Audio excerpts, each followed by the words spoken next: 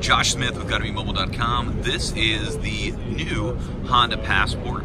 They've brought the Passport back after quite a break, and it features a bold new design, some more off-road capabilities, and a lot of cool tech inside. Let's take a closer look.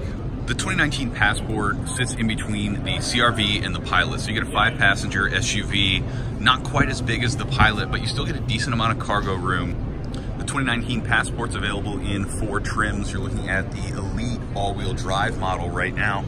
And all of these are packing in some cool tech.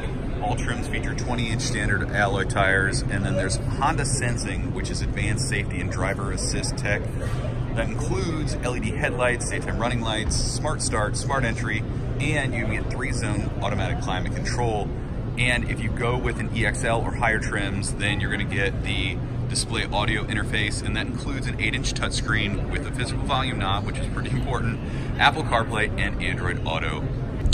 So one key aspect of picking an SUV right now is towing capacity, and the new 2019 Honda Passport has enough towing capacity to handle weekend toys, small campers, things like that.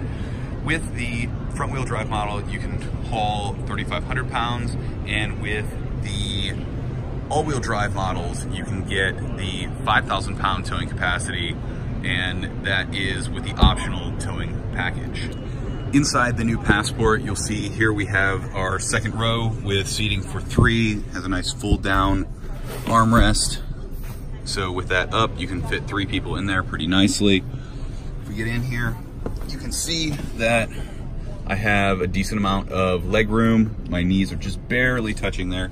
And then we have a lot of options down here. So we have some temperature controls, charging, and a standard 110, 115 outlet.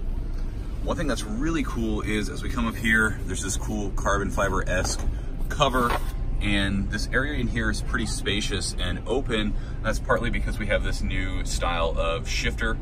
And then up front, we have this nice screen, which you're gonna be able to use Android Auto or Apple CarPlay on. We have a volume knob that's physical. That's something that's come back after being missing on some Honda models for a little while.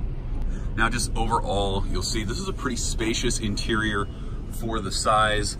We have quite a bit of room, and I feel like I'm pretty similar in size back here to what I am when I ride in an older Pilot that my parents own.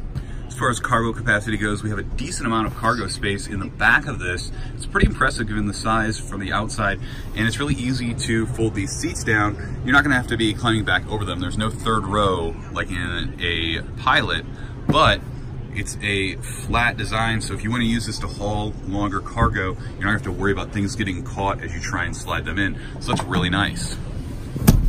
Thanks for checking out the Honda Passport. I'm Josh Smith, GottaBeMobile.com. If you found this video useful, please don't forget to give us a like, leave us a comment, and let us know what else you want to know about the Passport and what's exciting to you about a new SUV.